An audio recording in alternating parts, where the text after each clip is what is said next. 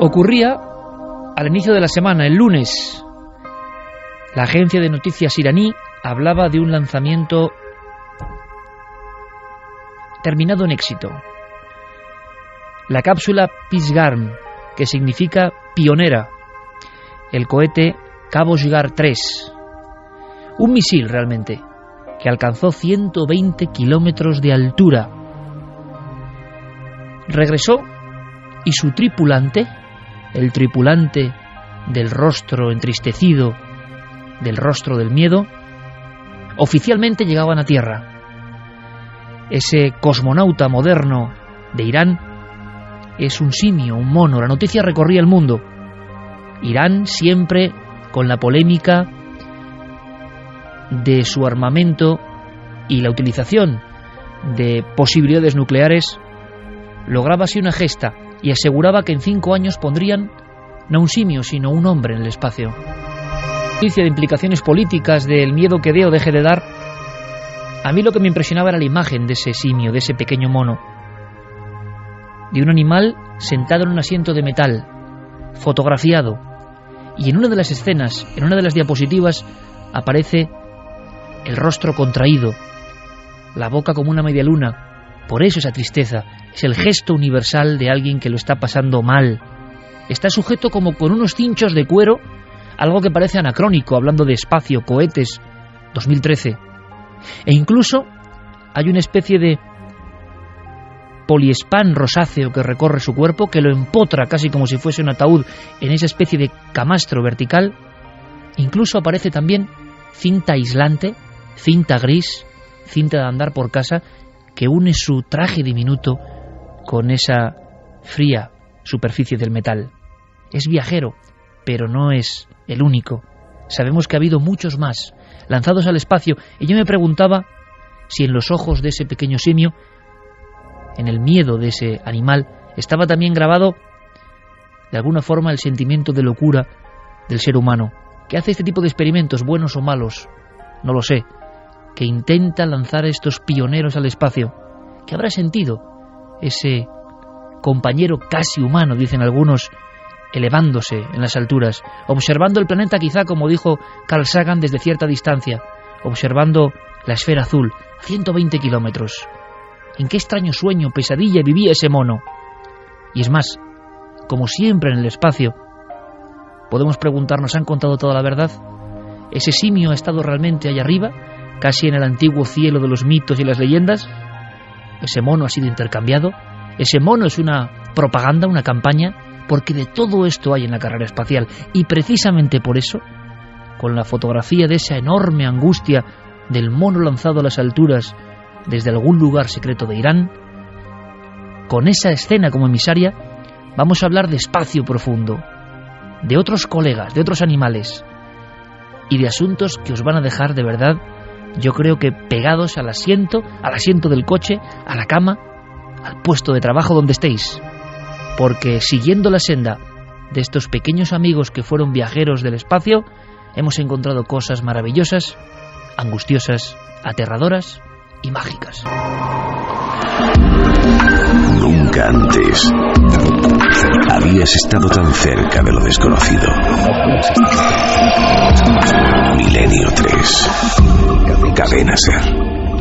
Guillermo León, como siempre, todo el trabajo allá arriba, en las estrellas nunca mejor dicho, y a Diego Marañón muy especialmente, que siempre se deja la piel no solo en su sección, sino en todo el programa. Y es que yo hablo de una fotografía de un maestro, el maestro del Prado. Parece que lo han localizado, aparecerá mañana en la portada del Magazine del Mundo, impresionante.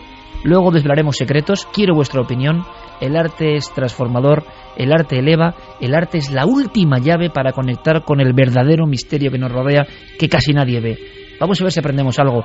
Ayer tuve la oportunidad de estar en un sitio muy especial, en un templo de los enigmas. Me acompañaba, o yo le acompañaba él mejor, Javier Sierra. Compañero, buenas noches. Muy buenas noches. Sé que lo que pasó anoche fue muy importante para ambos, porque de alguna manera se parece a aquella experiencia que tú tuviste hace algunos años cuando te quedaste a solas dentro de la cueva de Altamira. Entonces te tropezaste con lo sagrado, tuviste que ir al fondo de la cueva, a la cola de caballo, para encontrarte con las figuras más sagradas pintadas por el hombre hace quién sabe si 30, 35.000 años. Bueno, Lo de anoche fue algo parecido, pero en el corazón de Madrid.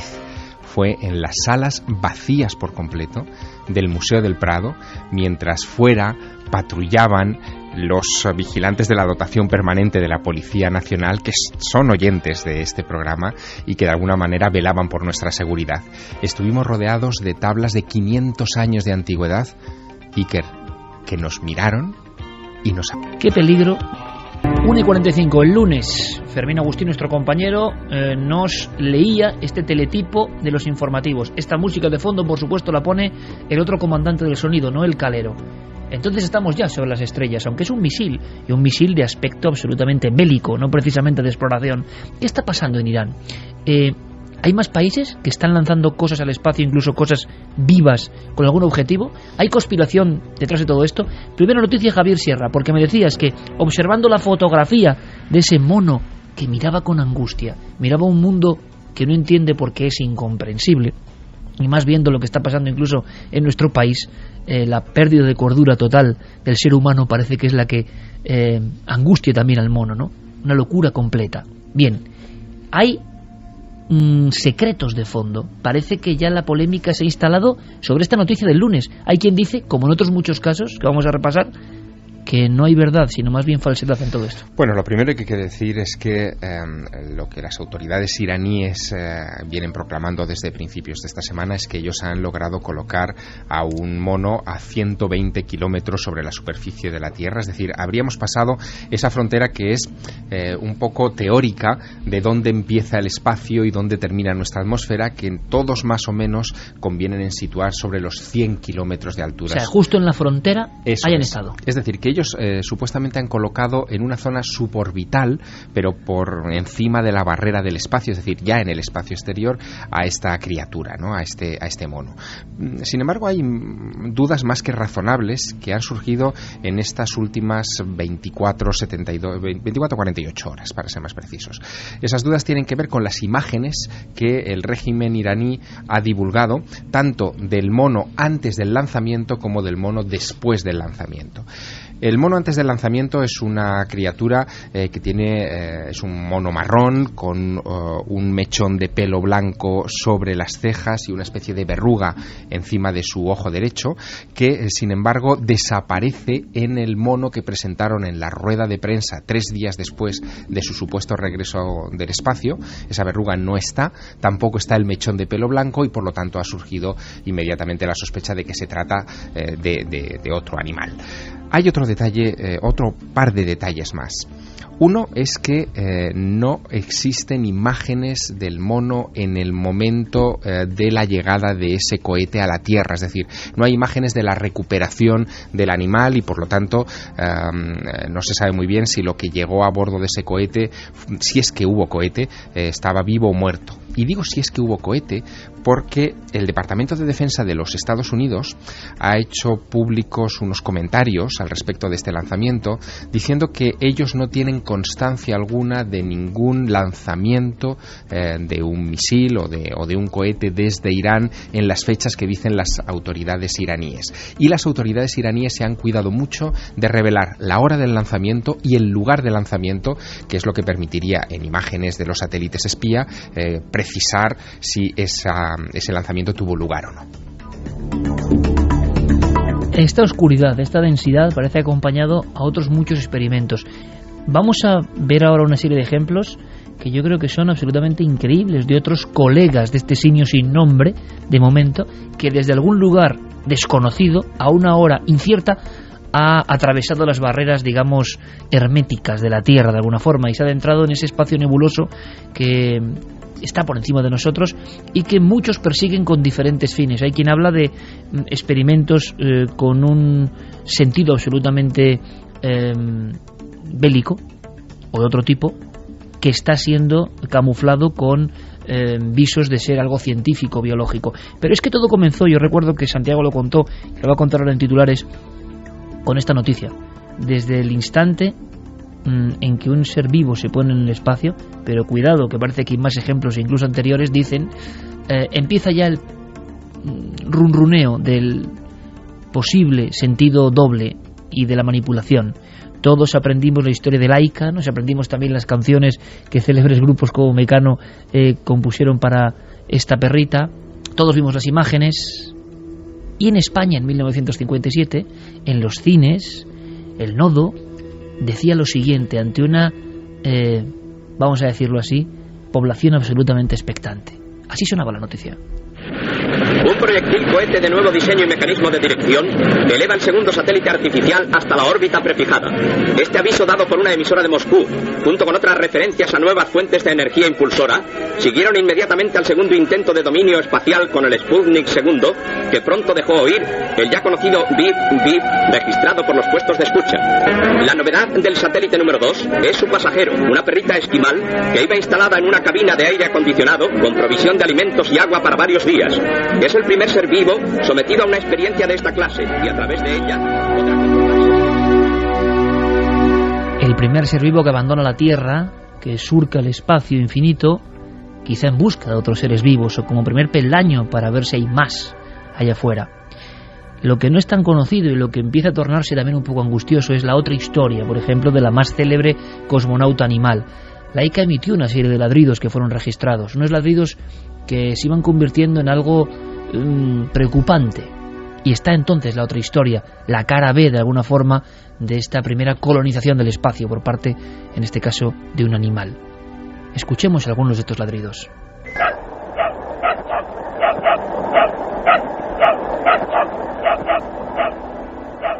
Es Laika ladrando desde algún lugar dentro del Sputnik 2.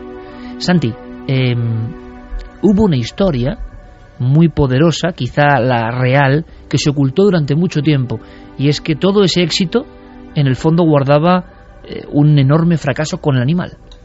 Sí, efectivamente, porque como en todo lo que presidió la carrera espacial, la propaganda era un valor importantísimo y la Unión Soviética tenía que vender aquel lanzamiento pionero, pues más o menos como los iraníes ahora mismo, como un rotundo éxito de su exploración espacial. Y para eso pues tenían a ese valiente animal, casi valiente animal soviético, que estaba allí aportando durante incontables horas valiosísimos elementos que llevarían a Yuri Gagarin, o quién sabe si a alguien antes que él, a cumplir ese paseo espacial, esa primera misión del hombre en órbita.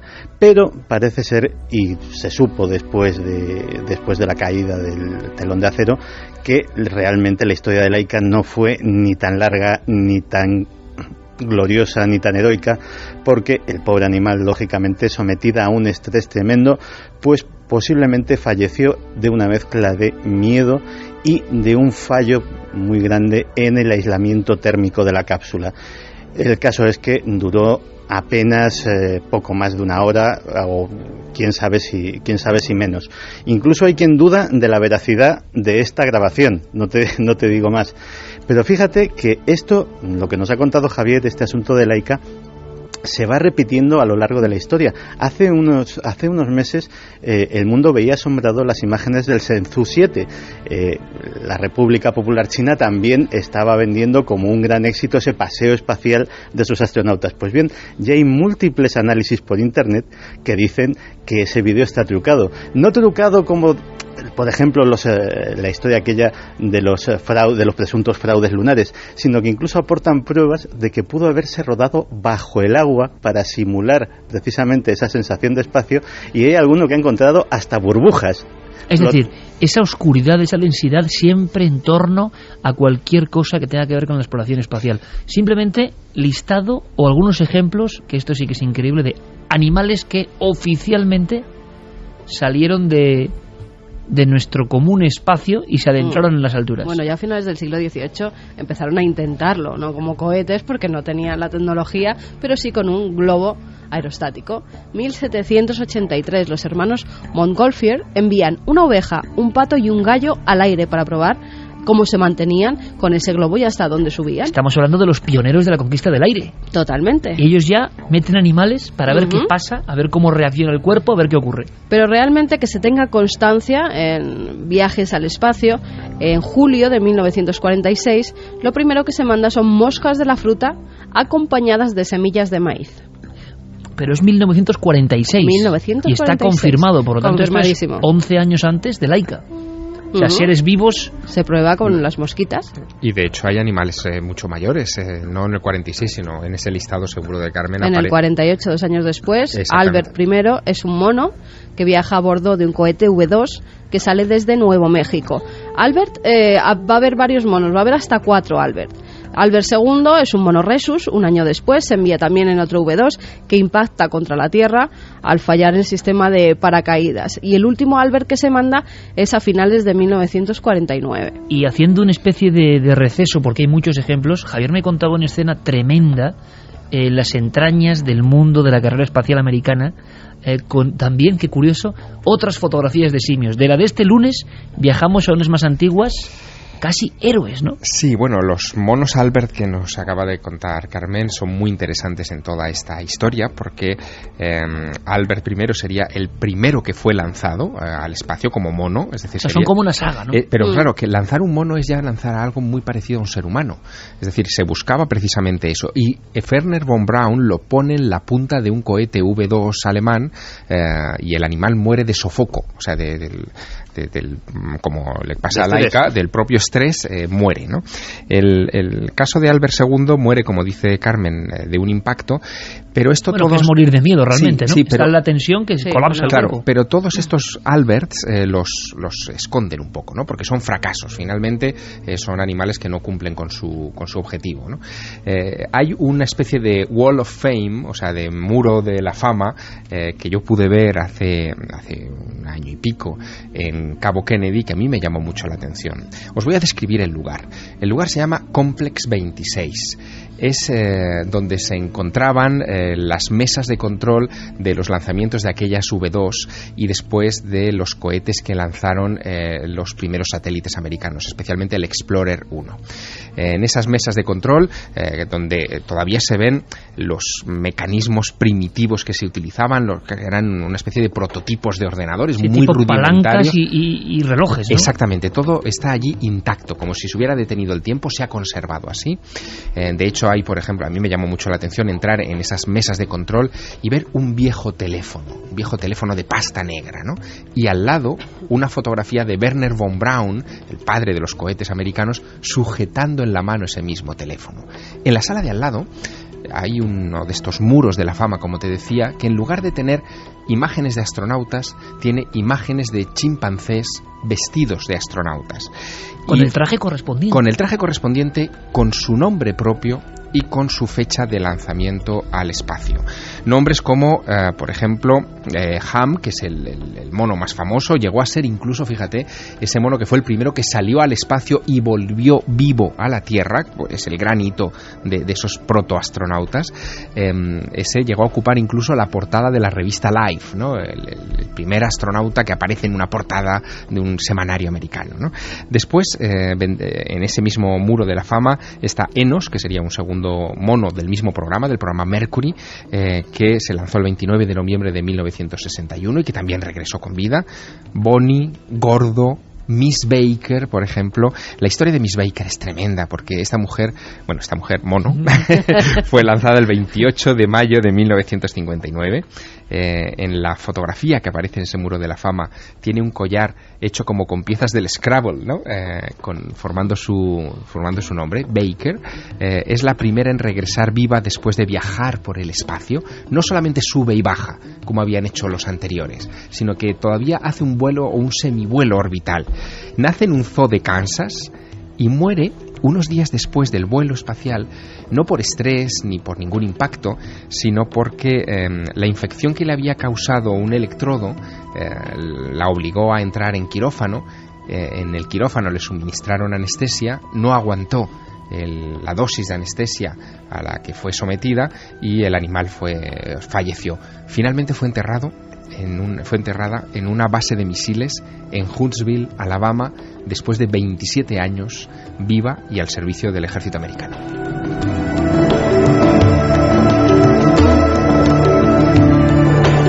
Como siempre en este viaje espacial, en Milenio 3 intentamos desempolvar las páginas más interesantes, yo creo, de la historia. Y me venía una pregunta a la mente, ahora vamos a seguir conociendo más casos impresionantes. Una pregunta. Ya sabemos que los apóstoles, entre comillas, que han visto la Tierra de lejos, han visto la Tierra desde la Luna, por ejemplo, los que han pisado otro mundo realmente, otro planeta, otro satélite, esos han sufrido un cambio brutal. Esos han sufrido un cambio mental radical. Ya hemos contado sus historias una y mil veces aquí. ¿Habrá habido cambios en los animales que han sido rescatados?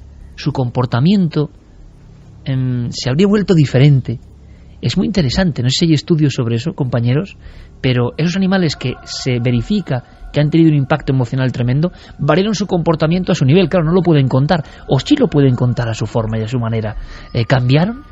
Es una buena historia. Es una buena historia, y esa pregunta había que trasladársela a los cuidadores de los animales que se encargaron de ellos con posterioridad a los vuelos, pero no existe ese informe ni ese libro, y es curioso que en un país como Estados Unidos, donde todo esto se ha revisado y se ha publicado, no exista semejante relato todavía en imprenta, ¿no? Lo que sí conocemos, por ejemplo, son las reacciones de los humanos respecto a sus compañeros chimpancés. Tú imagínate, los primeros astronautas... ¿Se enfadaron?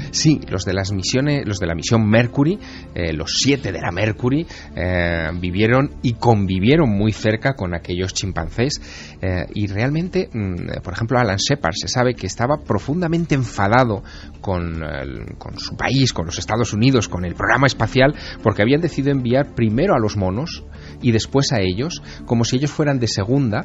Ellos hablaban de que aquellos monos eran como carne enlatada. De hecho, de ahí se acuña ese término que los astronautas se aplicarán a sí mismos, porque es verdad que en el programa Mercury, el lugar en el que eran encastrados esos monos, muchas veces sujetados con cinchas a una especie de sillón donde no podían moverse en absoluto, era como una lata de sardinas muy, muy, muy estrecha, donde apenas podían mover unas palancas para las que habían sido adiestrados previamente en tierra. Si movían la palanca adecuada en tierra, en los entrenamientos de tierra, se les daba una fruta.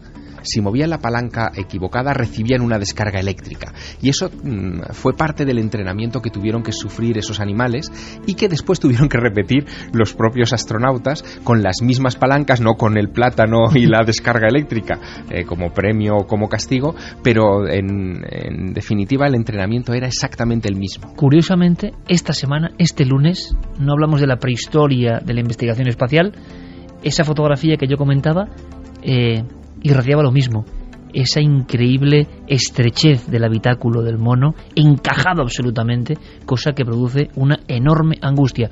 Y si no me creéis, podéis ver la foto de ese supuesto cosmonauta iraní, y mirad directamente su expresión. Más viajeros. Pues un ratón, en 1950, de nuevo en la V2, y sobrevive además a ese viaje espacial. 7 años antes de Laika, esto yo no lo conocí, me parece asombroso. Bueno, además hay 2 perras rusas que son las primeras astronautas de la historia. Se llamaban Albina y Tsikanka. Además, fíjate, en Rusia se utilizaron todo perras, eran siempre callejeras, y además tenían que tener el pelaje claro. Por una cosa, porque las cámaras que iban en el interior así las distinguían mejor.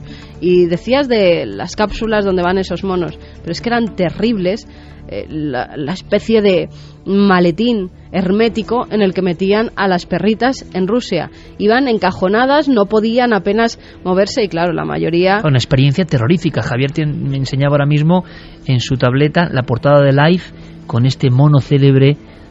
Parece que con un poco más de espacio, ¿no? Porque dependiendo quizá de la fama o del país o la superpotencia, desde luego los soviéticos encajonaban como si fueran latas de anchoa. No, todos los encajonaban. Esa es una foto de prensa. Guillermo, de hecho, la ha compartido ya en las redes sociales, y todos los que nos sigan a través del Twitter, por ejemplo, la podrán ver.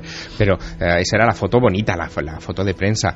Lo real era mucho más angustioso. Fíjate que delante de aquel muro de la fama, con todos aquellos chimpancés que yo vi en Cabo Kennedy, también se encontraba la cápsula en la que estos monos viajaban, y era realmente angustiosa, ¿no? Era con una pequeña mirilla de plexiglas donde solamente se asomaría la cabeza del mono y el resto encerrado como si fuera... ¿Tú recuerdas ese sarcófago que aparece en muchos museos de la Inquisición para torturar? La dama de Nuremberg. La dama de Nuremberg. Pues es como la dama de Nuremberg en pequeño, tamaño chimpancé, y con solo ese visor de plexiglas para el mono. Madre mía. Fíjate, los primeros en completar un viaje suborbital son también 2 perritas, Decil y Tisgan. en 1951. De 1951 a 1952, varios cohetes R-1 transportan a 9 perros en vuelos espaciales, como te decía, en compartimentos enanos. 2 monos filipinos, en ese mismo año 1952, Patricia y Mike, y 2 ratones, alcanzan los 36 kilómetros de altura y se convierten en la época en el récord de primates en altura, 36 kilómetros, y estamos hablando de este mono de Irán de 120 ya. 1957, la conocida Laika, como ha contado Santi. Con su terrible final no contado en la época. Desde 1957 a 1961, los rusos lanzan otras 12 perritas, 5 de ellas nunca regresaron. Material que muchas veces ha surgido, como decía Santiago, con la caída del muro, ¿no? Eran documentos que no se daban, sobre todo si eran fracasos, claro. O sea que la historia de la exploración espacial en humanos y en animales está llena de pruebas erróneas que evidentemente ambas potencias silenciaron. También, fíjate, aparte de los monos, han lanzado, por ejemplo, un gato. En 1963, Francia lanza al gato Félix, que además regresa también con vida. Decían que estaba un poco histérico después de ese vuelo que no le sentó nada bien. Qué interesante ese estudio posterior, ¿no?, del comportamiento a nivel animal, los etólogos, ¿no?, observando qué había variado. Sería muy interesante. Otras 2 perras rusas, Berterok y Volyok, pasan 23 días en el espacio y aterrizan a salvo el 16 de marzo de 1966. En la Soyuz 20, 1975, en noviembre, viajaban varias tortugas, que esas, como te decía, tienen el récord de estancia animal en el espacio, 90 días. O sea, al mismo tiempo que se producía aquí la muerte de Franco,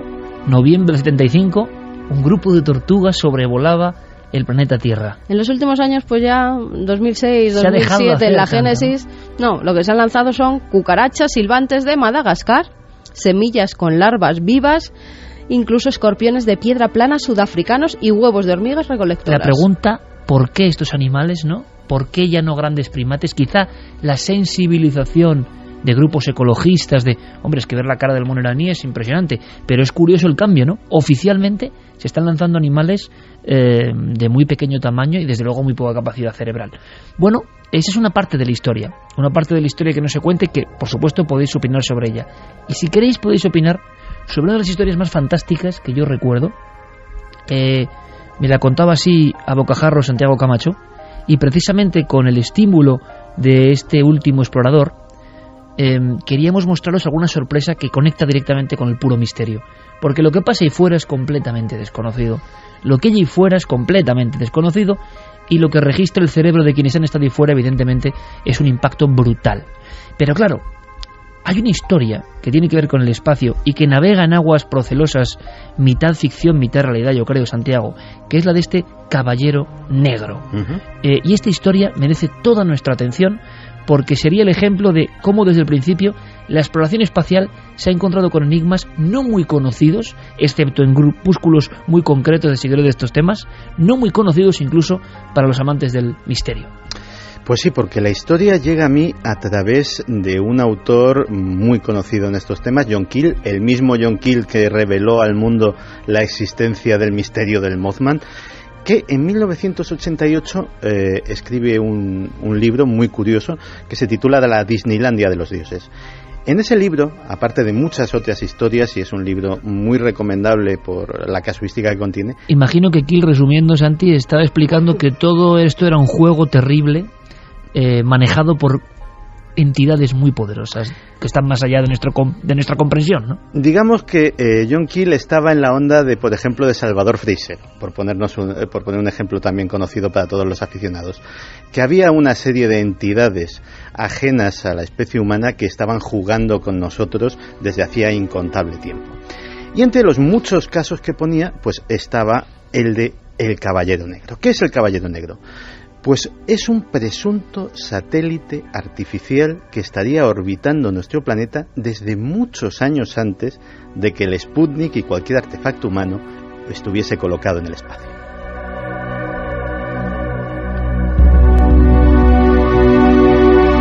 Ahora mismo salimos de la Tierra, nos aproximamos a ese objeto misterioso. De verdad, si queréis, si os apetece, coger lápiz y papel, si es posible, porque lo que viene a continuación es sencillamente alucinante. En el espacio hay algo o alguien. El primer rastro del Caballero Negro aparecería en una fecha que se nos antoja muy lejana, 1927. En esa época habría habido astrónomos que habrían detectado un objeto extraño en el cielo, y además se dio una epidemia de señales de radio que operadores en aquellos tiempos de los equipos absolutamente primitivos captaban. Esas señales quedaron registradas tanto por los astrónomos como por los radioaficionados y los operadores de la época, y fue precisamente en los años 70, casi en los 80, cuando un astrónomo actual, Duncan Lunan, un astrónomo escocés, se dedicó a intentar decodificarlas. El mensaje que hemos leído al principio del programa, ese mensaje que señala la procedencia de esas señales o la procedencia de quienes idearon el ingenio que manda esas señales, fue la conclusión que sacó Duncan Lunan de el estudio de esos patrones y básicamente sacó un mapa estelar, y de ese mapa estelar dedujo esa posición en concreto. Eso no sería nada si no fuera porque en 1953 el doctor Lincoln La Paz de la Universidad de Nuevo México detecta con su telescopio otra vez ese mismo objeto. ¿Cómo era, Santi? ¿Cómo lo veían los observatorios astronómicos? Lo veían como un punto, lo veían como veríamos ahora mismo los satélites, que a veces vemos pasar la Estación Espacial Internacional, vemos pasar algún otro satélite que sobre todo en horas del crepúsculo o del amanecer son más visibles porque contrasta la luz del sol que reciben con la oscuridad que todavía nosotros percibimos aquí abajo. Pero evidentemente algo que no debía estar ahí. Claro, o sea, lógicamente un astrónomo se da cuenta de que eso no es normal y de que eso además está pasando con cierta periodicidad. El asunto lo pone en conocimiento de la comunidad científica y rápidamente llama la atención del Pentágono. El Pentágono dice, bueno, debían de tener su run ya, en 1953, es 4 años antes del lanzamiento del Sputnik, debían de tener ya sus informes de que los rusos estaban preparando algo, y decían, no vaya a ser que sea esto y que todavía no hayan dicho nada o algún precedente de esto. Así que deciden colocar al frente de la investigación a Clyde Tombaugh. Ni más ni menos. Clyde Tombaugh es el descubridor del planeta Plutón, y se le encarga que dictamine qué tipo de objeto es, qué tamaño tiene, cuál es su naturaleza. Ya para entonces la historia ha traspasado toda la prensa. Es la prensa de esa época la que le llama el Caballero Negro, sin que sepamos exactamente de dónde viene el nombre. Algunos otros periódicos lo llaman simplemente la cosa del cielo, para abreviar. Y Clyde Tombaugh se tira un año investigando ese objeto. Ese informe permanece clasificado a día de hoy.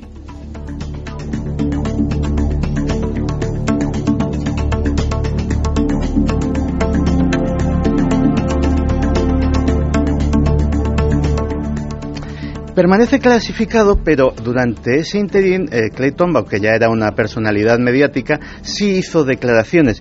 Y en 1954 declaraba la revista Aviation Week que había un satélite orbitando la Tierra, que no podía dictaminar, aunque le parecía muy improbable, si era un objeto celeste captado por la gravedad terrestre o si era otra cosa. Lo cierto es que un año después, con el informe ya entregado, le hacen otra entrevista en Popular Mechanics. Y en Popular Mechanics dice que ni el descubrimiento era cierto, ni el objeto era importante, y que, curiosamente, lo que se le había encargado no tenía ninguna relación con los platillos volantes. El contenido de la pregunta no tenía esa palabra.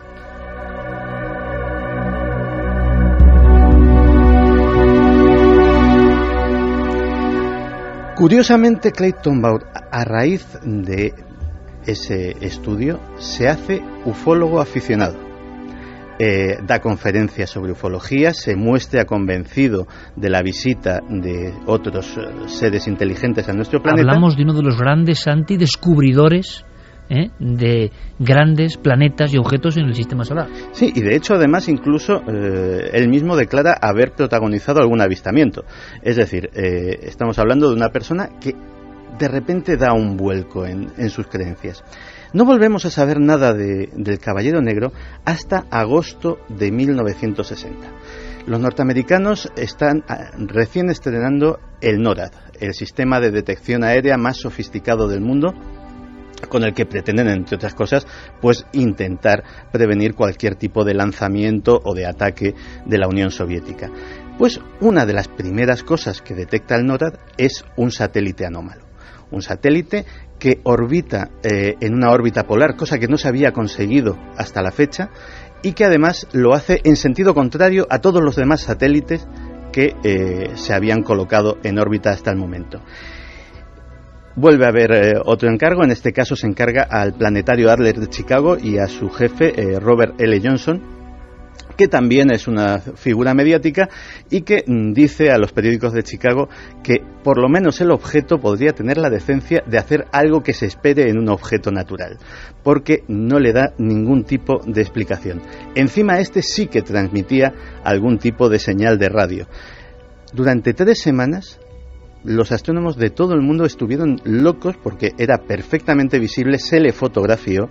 Las fotografías que quedan es una línea blanca en el cielo, simplemente se fotografiaba su estela, su traza, es decir, estaba físicamente allí. Se dictaminó que el objeto podía tener unos 20 metros de tamaño y pesar unas 15 toneladas. Pensemos que esta vez ya había sido detectado por radar, no solamente teníamos su imagen óptica. Y en 1960, el 7 de marzo, hasta la revista Time le dedica un buen artículo dando la versión de que, bueno, posiblemente se trataría de los restos de algún lanzamiento norteamericano y pues vanagloriándose del éxito del sistema de detección de radar norteamericano. El único problema es que en 1960 no había nada capaz de poner 15 toneladas en órbita.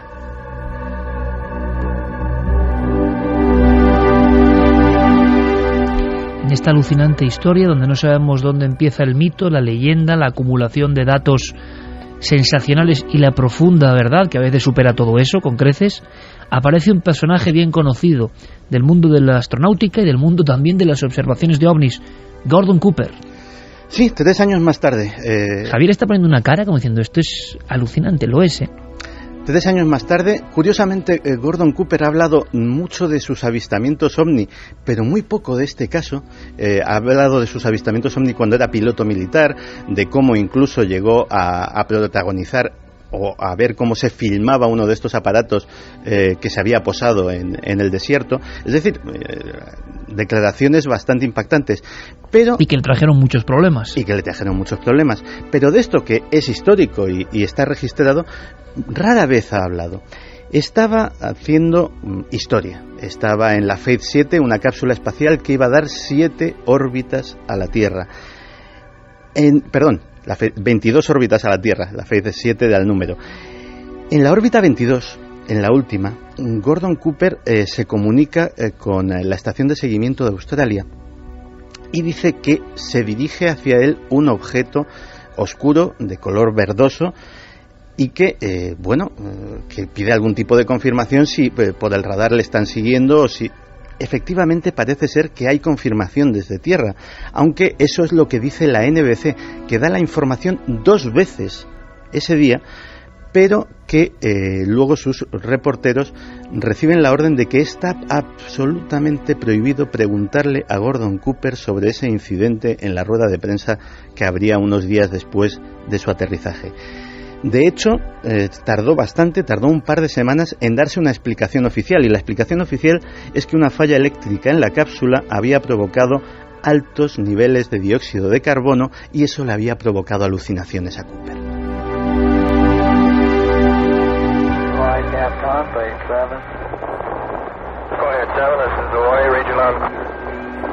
Roger. Wonder if you'd relay to the Cape. 2:18 minutos, conectamos casi con otro mundo. Es Gordon Cooper hablando desde algún lugar fuera de la Tierra, un hombre que aseguró que fue valiente, que dijo que había visto ovnis, pero cayó mucho en torno a esta historia que hoy Santiago Camacho está diseccionando para todos los oyentes, la extraña historia de ese objeto en mitad de la nada, en mitad del espacio, el Caballero Negro.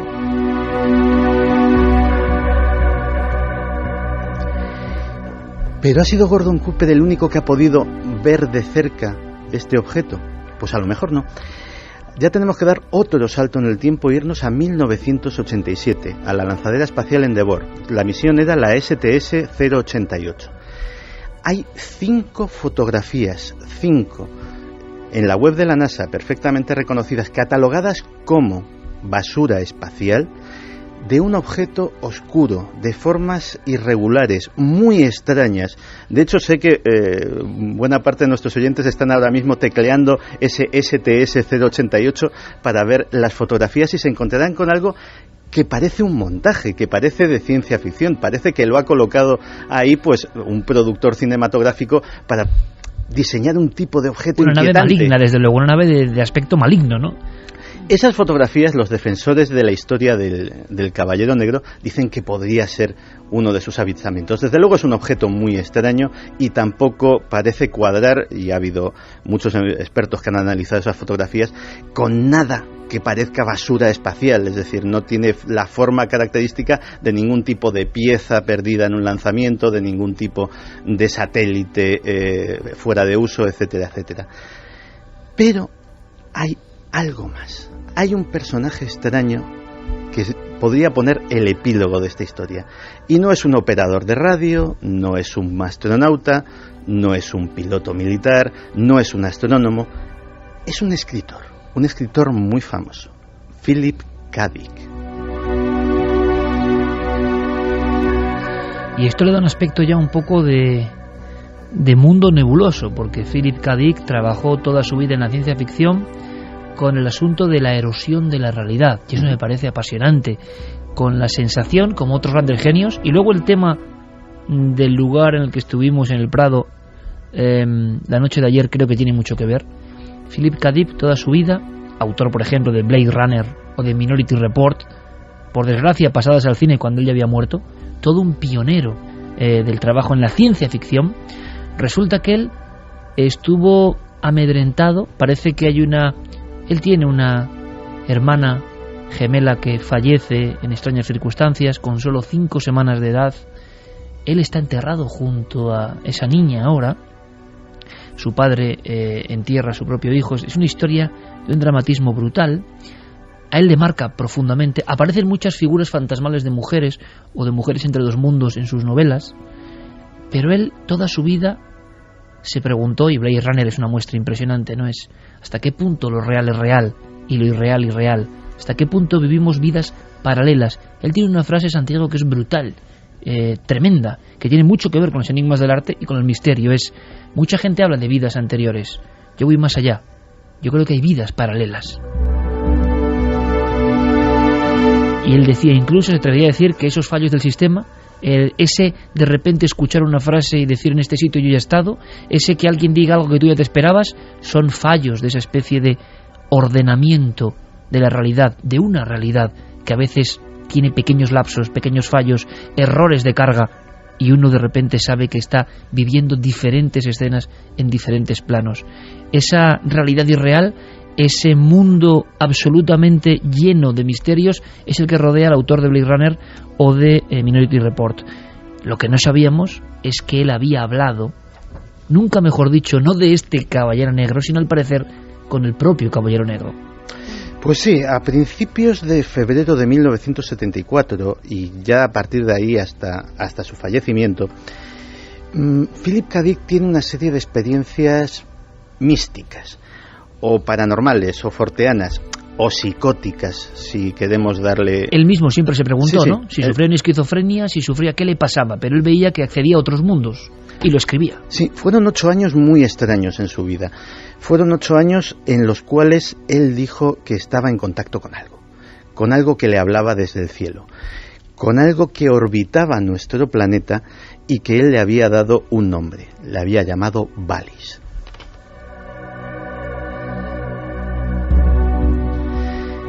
Valis es un acrónimo en inglés de Gran Sistema Inteligente Viviente. Y él, a través de Valis, escribió novelas, escribió reflexiones, recibió avisos. Hay, por ejemplo, cosas tan curiosas como que estaba escuchando un día una canción de los Beatles, estaba escuchando Strawberry Fields Forever, y Wallis le cambió la letra. Los Beatles seguían cantando, pero la letra decía otra cosa. Y la letra le avisaba de que una hernia inguinal que estaba teniendo su hijo, si no era operada inmediatamente, podía poner en grave riesgo su vida. Efectivamente, cogió al chaval, lo llevó al médico, y los médicos que no habían detectado esa enfermedad dijeron que efectivamente ese tipo de hernia en concreto sí era extremadamente peligrosa y tenía que ser operada en el momento. Y Philip K. Dick, obsesión, esquizofrenia, locura, cree que está recibiendo órdenes de un punto del espacio, de un satélite vagando por el espacio, y dedica miles de páginas a hablar de eso, y que parece que entronca directamente, aunque él nunca lo dijo, con esta otra historia paralela, ¿no? Escribe 4 novelas sobre Wallis. 4, que no son ni mucho menos ni las más populares, ni las más conocidas, ni se han llevado al cine. Se llaman Radio Libre Albemuz, Wallis, La invasión divina y La transmigración de Timothy Archer, que es además su obra póstuma. Si se ponen juntas, son una especie de autobiografía mística del propio Philip K. Dick. Y aparte de eso, dejó una especie de exégesis extraña de 8.000 páginas y más de 1 millón de palabras, que no está publicada, con las revelaciones que le había hecho Wallis. Él estaba en todo momento convencido de que aquello había sido colocado por una inteligencia extraterrestre que había estado aquí, que nos había ayudado, que nos había dado nuestra civilización y que había dejado ese objeto con una finalidad: vigilarnos, darnos un empujoncito de vez en cuando, sobre todo iluminando o haciendo revelaciones a determinados individuos que podían ser claves, y en caso de que todo fuera realmente mal, informar a esos dioses del pasado a los que se refería John Keel. La increíble historia de uno de los grandes padres de la ciencia ficción, que confesó que esta era una parte de su verdad, que estaba en conexión con un objeto, que por otro lado ese objeto ha generado un montón de ríos de tinta solo en el mundo de la astronomía astronáutica, y por eso no es muy conocido. Nosotros lo reconocemos, desconocíamos esta parcela de la historia del Caballero Negro, y desde luego recomendamos leer a Philip K. Dick, y os aseguramos que es un tema difícil, pero un día indagaremos en la mente de las personas que en España y fuera de España han hecho ciencia ficción, a veces como única forma de exorcizar sus propios demonios, como única forma de plasmar cosas que ellos estaban viviendo. Hasta el último de sus días, Philip K. Dick, repito, el gran actor de Blade Runner, autor de Blade Runner, con otro título en su novela, o de Minority Report, estuvo convencido, era un gran estudioso como lo de Jung, que la realidad mística, la realidad de lo aparentemente irreal, la presencia de lo sagrado repentinamente en el ser humano, las apariciones, la sensación de que hay emisarios que nos dicen que hay otras cosas, eso estaba absolutamente probado por él, pero que la vida nos obligaba a renunciar a esos misterios, la vida nos obligaba a tener un tipo de conducta, pero que eso, como decía Jung, subyacía, estaba por detrás, o como decía Rolf Carballo, la realidad velada, estaba ahí de alguna forma apareciendo y desapareciendo. La gran pregunta, queridos amigos de Milenio, es ¿cuántos autores de la ciencia ficción que han influido en mentes que lo leían como, bueno, pasatiempo prácticamente, estaban lanzando en clave ciertas verdades? Esta historia que he contado hoy, Santiago Camacho, es una muestra. ¿Será que hay alguien de verdad ahí fuera lanzando mensajes concretos a gente concreta que pueda hacer pensar a otra gente?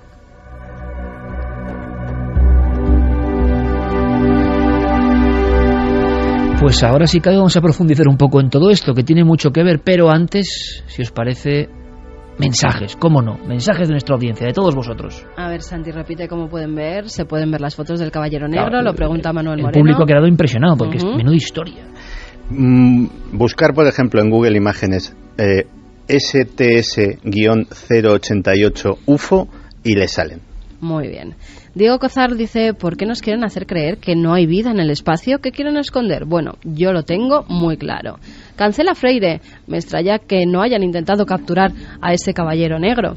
Luis García Cuenca, no es para pensar que quien domina el mundo es imposible que sea humano, ya que cada día vemos cosas inhumanas en todo el mundo. Mario dice, si nos hubieran estado observando seres inteligentes desde el espacio, ¿cómo lanzábamos animales? A este se preguntarían, ¿qué clase de civilización vivirá en ese planeta azul mandando tanto animal al espacio? Eleni Magué dice: vaya tela, tanto experimentar con animales, sobre todo con perros y primates, los cuales están llenos de sentimientos. Miguel Ángel Molina: hacemos lo que queremos con la naturaleza sin pedirle permiso. Normal que la naturaleza haga lo que quiere con nosotros. Flor Cobo dice que es muy triste la cantidad de animales que tienen que sufrir para satisfacer las ambiciones humanas.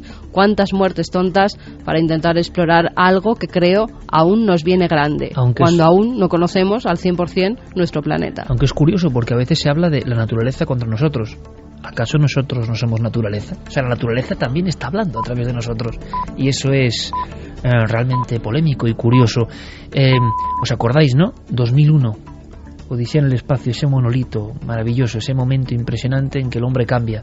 De alguna forma el caballero oscuro puede ser una metáfora, una ficción, o no lo sé, de que algo muy poderoso habla al hombre desde algún lugar, habla al ser humano desde algún punto, y ese mensaje se va filtrando, aunque evidentemente no es un mensaje ni políticamente correcto, ni interesante para muchos, es mejor callarlo. Tendrán razón tantos locos de la ciencia ficción, y entre los locos muchos artistas, claro, y mucha gente con cierta sensibilidad. Mira, Javier, esto te lo voy a dedicar, ¿te parece? Esta canción te la voy a dedicar. Este es un genio absolutamente sublime, claro, es una de esas personas, una de esas que uno mira, en mi opinión, con veneración, porque sin duda un griego como Vangelis lo ha demostrado con su música, no hace falta idioma, la sensibilidad, el estar entre dos mundos, el llegar a un nivel supremo de conciencia de las cosas, y lo hace con su música. Y él, hacia 1998, dedicó un disco no muy entendido por la crítica a un compatriota maravilloso y enigmático, el Greco, Domenico Theotokopoulos. Ayer estuvimos delante del Greco, a solas con sus cuadros y con muchos más, así que esta música de un griego para otro tiene que sonar exactamente ahora. Y decimos todo esto porque ni más ni menos está a punto de salir, el día 5, el libro El Maestro del Prado, de nuestro compañero Javier Sierra, que edita Planeta. Esa portada que está causando ya sensación en las redes, que ha puesto Guillermo León, es Javier, evidentemente, vestido como viejo maestro. Y a mí me encanta, porque hay que transfigurarse, hay que meterse en el papel y hay que hacerlo de verdad. Javier ha sufrido, yo no tengo la menor duda, un auténtico proceso iniciático, o sea, no es el mismo antes de esta aventura y después, estoy seguro, y él nos habla de secretos en el Prado, y yo tuve la oportunidad increíble, y ahora vosotros, de viajar con él entre esas maravillas llenas de claves.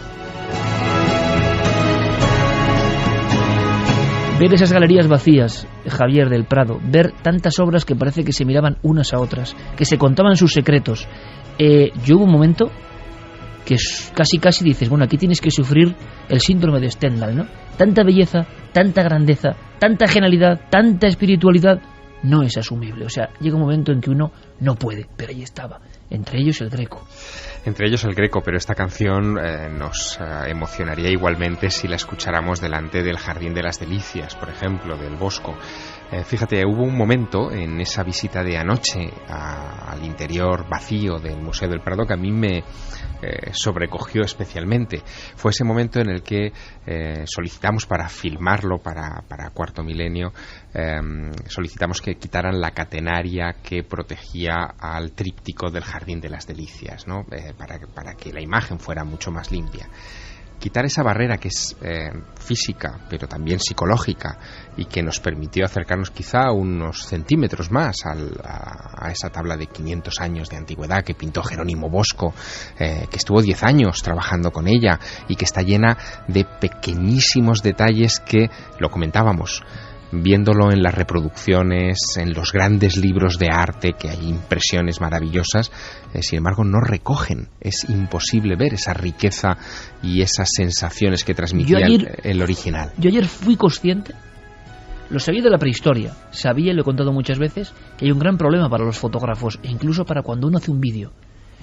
¿Cómo es posible que lo que el ojo ve y lo que el alma siente no tenga nada que ver, aunque milimétricamente sea lo mismo lo que aparece en una fotografía al máximo nivel, con 200.000 píxeles, me da igual, o megapíxeles, me da lo mismo?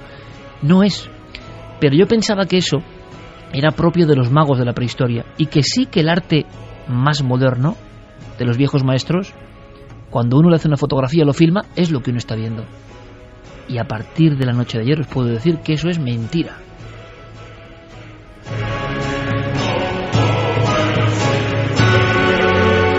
pero a un nivel tremendo, es decir, lo que eran no solo volúmenes, sino perspectivas, lo que eran luces absolutamente espirituales, lo que son cosas que no se pueden contar con palabras, inefables, se veía ayer. Ayer estábamos, yo nunca había estado tan cerca todavía de la obra maestra del Bosco, y entonces vi cosas. Ese cuadro, he pasado decenas de horas delante de ese cuadro en libros y en persona, pero ayer yo veía que eso era una especie de conjunción de cosas mágicas que casi respiraban. Además, digo como lo siento. Sí, y además nos podíamos casi imaginar el aliento de Felipe II sobre esa tabla, porque él lo contempló también durante horas en la soledad del monasterio del Escorial, y sabemos que sus últimos momentos, su meditatio mortis, esos momentos en los que él decidía recogerse ya en la agonía para preparar su camino al más allá, los pasó a pocos centímetros del Jardín de las Delicias. ¡Qué impresión! Porque uno piensa que ante esa explosión de colores, de carnalidad que hay en el Jardín de las Delicias, no hay hueco aparente para una meditatio mortis, para prepararse para el más allá. Pero ¿tú te acuerdas, Iker? En la tabla que llaman del infierno, en la esquina superior derecha, hay unas ruinas sobre el horizonte. Una de esas ruinas tiene una puerta que es con un arco. Es un pequeño detalle en el cuadro del que irradia una luz tremenda, y hay un grupo de almas que están flotando, que no están pisando el suelo, la rampa que conduce hacia ese umbral, y que se acercan hacia esa luminosidad. Es el efecto túnel, es lo que nos han contado tantas y tantas veces, que el Bosco también pintó en otra de sus famosas tablas, en la subida al Empireo, pero que también encontramos ayer, por primera vez, sin haberlo previsto, en otra obra de ese visionario que hoy homenajeamos, que es el Greco.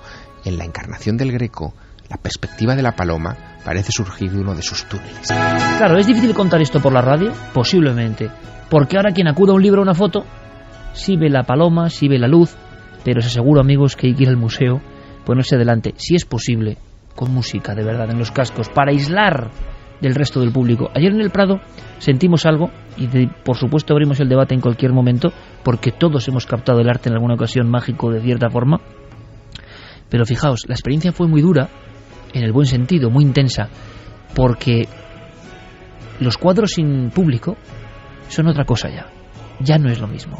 Es como si nosotros, con nuestras miserias, todas las tenemos, con nuestras preocupaciones, con nuestro estrés, interfiriésemos en la magia pura de esos cuadros. Cuando están solos, parece que el mensaje llega de una forma mucho más clara, que la conexión es total. Claro, mirando al Bosco o al Greco, veíamos luces, perspectivas, efectos, vamos a llamarlo 3D, como suena, 3D, hace 500 años, así de claro, que cuando uno filma, y digo filma, que supuestamente está registrando la misma realidad, ya no es una reproducción, no aparecen. Hay unas franjas negras en el famosísimo infierno del Bosco, que todo el mundo ahora mismo está visualizando o puede acudir rápidamente, que en cualquier reproducción, aunque sea la mejor, fijaos lo que os digo, son borrones negros. Es más, yo pensaba que eran borrones negros. Ayer, a 20 centímetros de esos borrones negros, vi cómo asomaban cráneos, cabezas, eran procesiones inmensas de ánimas, o de demonios, o de gente vagando. El pintor lo hizo de tal forma que solo a esa distancia uno conecta con eso. Quizá por eso Felipe II estuvo ahí, pero es que hubo muchos más reyes que murieron delante de un cuadro mágico. El propio padre de Felipe II, y Javier lo cuenta en El Maestro del Prado, también muere ante un cuadro mágico. Pero ese cuadro mágico representa al propio rey, un buen ejemplo precisamente para los días que corren, despojado de toda riqueza, de todo adorno, no valen joyas, no valen lujos. Carlos V, el hombre más poderoso quizá de la historia, está como un ánima, solo con una mortaja, observando la luz del más allá. Y eso produce tal impresión. En el fondo nos estaba diciendo, en el momento en que uno trasciende, de nada vale lo material. Y el hombre, que lo podéis ver en el Museo del Prado, esa tabla de Tiziano con Carlos V aproximándose a la luz. Pero me iban a matar, Javier. Tú hablas del Museo del Prado y del Maestro del Prado. Y claro, la gente dirá, la nueva novela de Javier. Pero esto no es una novela. Es que tú tienes un encuentro personal.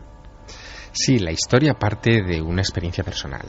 Sucede en las Navidades de 1990, cuando Yo acababa de llegar prácticamente a Madrid, llevaba un año estudiando periodismo en la capital, venía de provincias, y el Museo del Prado se antojaba como el lugar perfecto en el que refugiarse y pasar unas horas de frío invierno en un sitio calentito y pasando desapercibido viendo las grandes maravillas que había estudiado en los libros. ¿No eras ningún experto en arte? En absoluto. Ni tampoco tenía pretensión de estudiar arte, ni en mis planes figuraba nada que no fuera el periodismo, la Facultad de Ciencias de la Información y los ovnis por aquel entonces, ¿no? Pero, sin embargo, ocurrió algo extraño que me marcó y que me hizo pensar mucho durante bastante tiempo. Fue delante de una pintura de Rafael, La Perla. Era el cuadro favorito de Felipe IV, eso lo supe después. Supe también después que la perla no obedecía a ningún detalle de una piedra preciosa o de algo parecido en la imagen, porque lo que se ve en ese cuadro es a la Virgen con 2 niños y con Santa Isabel, la prima de la Virgen, con ella, ¿no? Sin embargo, cuando yo me quedé abstraído viendo al niño central de la composición y cómo su mirada se perdía más allá del cuadro, no miraba ni a su madre, ni a San José que estaba escondido en una esquina, ni a ninguno de los otros personajes de la composición rafaelita, cuando me quedé abstraído en aquella mirada preguntándome hacia dónde estaba posando sus ojos aquel infante, de repente me di cuenta de que llevaba un buen rato a mi lado un hombre.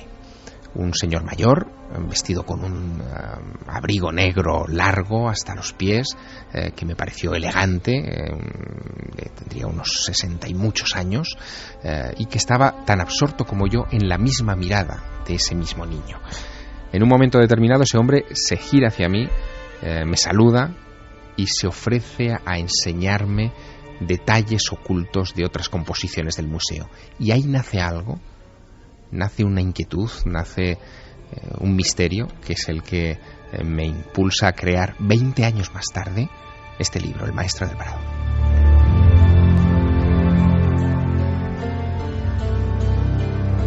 Y es que las miradas son una de las claves para entender ese museo mágico que es el Prado.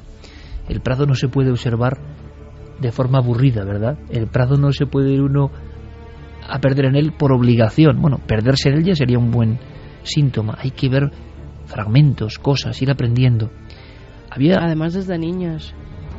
Yo me acuerdo de muy pequeñita, no todas las salas en un día porque es imposible y los niños se cansan, pero como lo teníamos, y los mayores como es lo imposible. Teníamos muy cerquita, casi todos los fines de semana mi padre nos íbamos de sala en sala, y entonces cada domingo veíamos una sala diferente.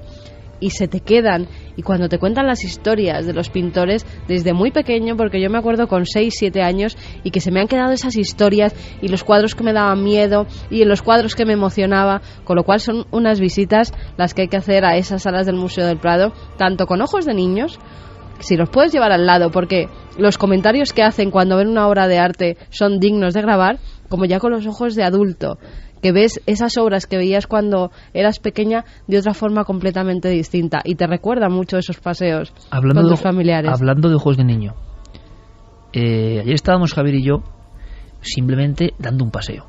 Pero claro, es como hizo Eugenio Dors en su día, ¿no? 3 horas en el Museo del Prado. Ese paseo es impagable, ¿no? Ese paseo es una cosa que te deja un poco... Y hay un momento en que nos quedamos junto a un arco. Imaginaos, amigos, el museo sin nadie prácticamente, solo con las personas que velaban por nuestra seguridad. Y qué arco, ¿eh? O sea, qué cuadros separaba a uno y a otro lado. Y es que esto me impresionó mucho.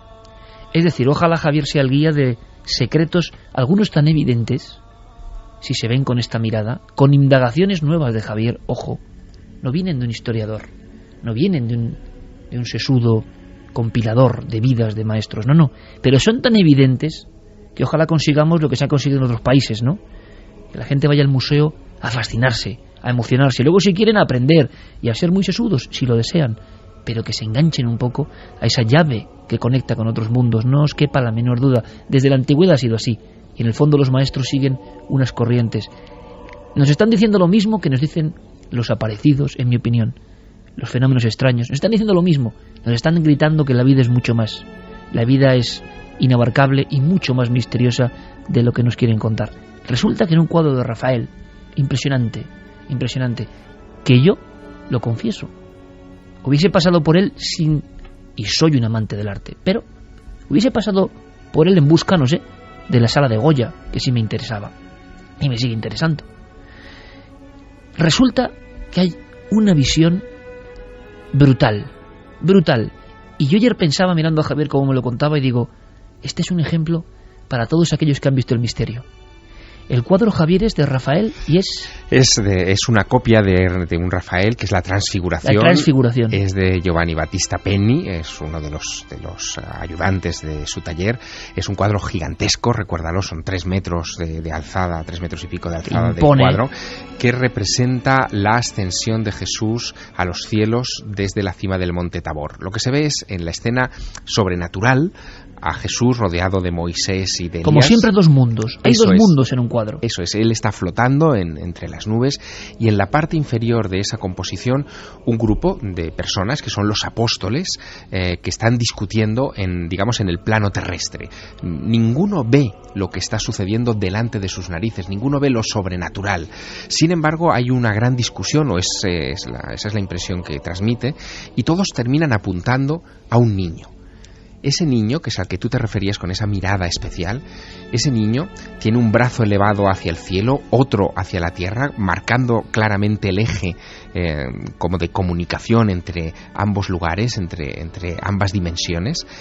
El niño tiene una mirada muy especial, él es estrábico, tiene un ojo mirando para un lado y otro para otro, mostrando claramente que tiene la posibilidad de ver esos 2 mundos. Y en medio de esa composición, de ese cuadro, hay un personaje que no aparece citado en los evangelios, pero sí en las notas de Rafael, que es una mujer de espaldas que con sus 2 dedos índice, por si hubiera alguna duda, está señalando, está marcando a ese niño. Esa mujer es la sabiduría. De alguna manera nos está diciendo Rafael, en la que fue su última obra pictórica, la obra que tuvo sobre la tumba cuando él murió con 34 años de manera prematura, nos está diciendo que a través de la sabiduría se puede detectar a aquel que es capaz de comunicar los 2 mundos. Si nos aproximamos, caminamos unos pasos y vamos al niño poseído, al niño loco, como se le llamó en esa escena, vemos las dos pupilas absolutamente opuestas en cada esquina de uno de los ojos. Sí, un loco, un simple poseído, un niño tarado. Es impresionante porque todos los personajes del cuadro, con su sabiduría, le señalan a él como una anomalía. No ven lo que está pasando en los cielos, solamente ese niño especial está viendo lo sobrenatural. Es como un mensaje que nos dice: solo los locos pueden ver la gloria, solo los que llamamos locos pueden sintonizar con otro dial. Claro, verlo en un cuadro de esta forma tan brutal a uno le abruma, le impresiona. Pero Rafael dejó un mensaje, que yo lo cuento en el libro, todavía más sutil. Unos años antes de pintar la Transfiguración, él hizo un retrato a uno de los grandes bibliotecarios y sabios de su tiempo en Roma. Ese hombre se llamaba Tommaso Inghirami.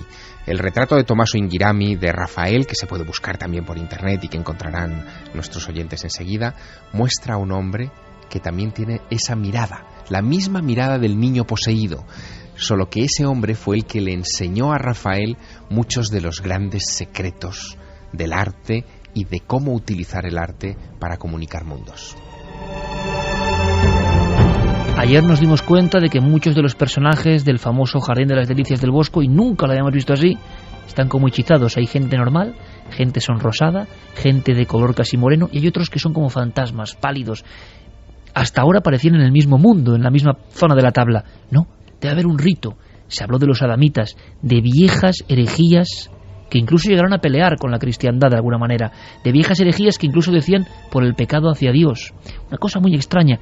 Pero es que estas herejías, herejes, magos, nigromantes, han estado detrás de grandes pintores. Y esto es lo que viene a contarnos Javier. Por ejemplo, aunque sea en un flash, Javier, porque quiero preguntarte un par de cosas más personales, pero para que la gente entienda, nuestro público entienda, quien no haya sentido nunca el arte entienda que si va al Prado va a ver, sentir cosas, va a sentirse detective. Y eso es muy importante. No hace falta ser un sabio, no hace falta incluso tener una sensibilidad extrema y analizar cada pincelada. Así no es eso.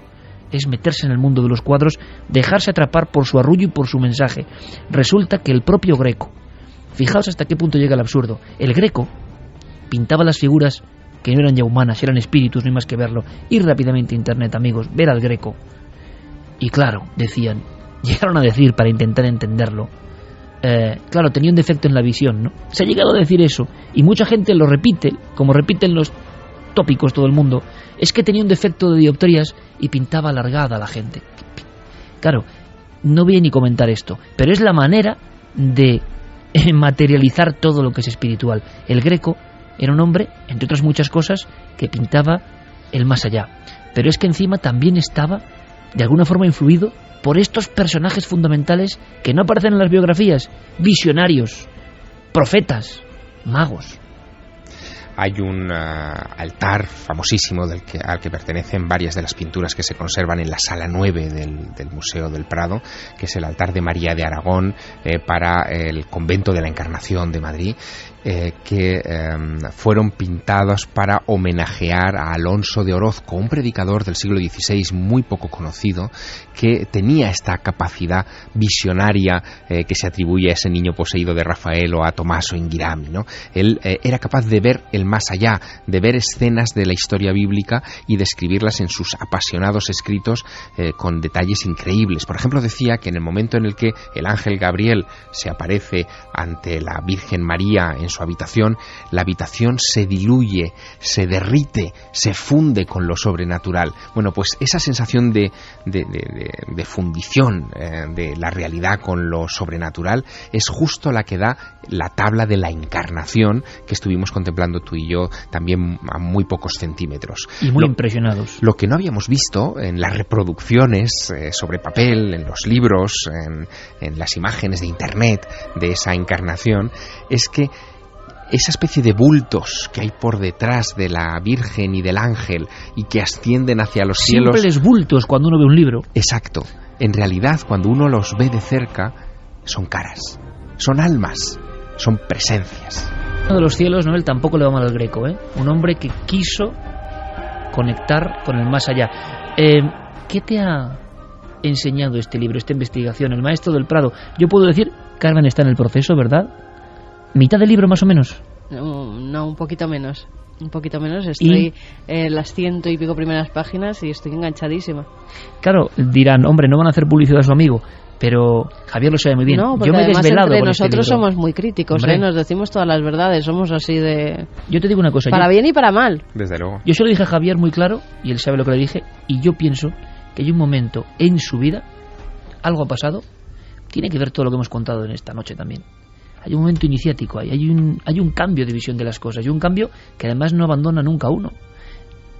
¿Cuál es ese cambio? ¿Qué has aprendido? Antes de escuchar a nuestros oyentes, que además, evidentemente, para poner un poco de tono desenfadado, han opinado sobre esa portada del magazine de mañana, que va a ser espectacular.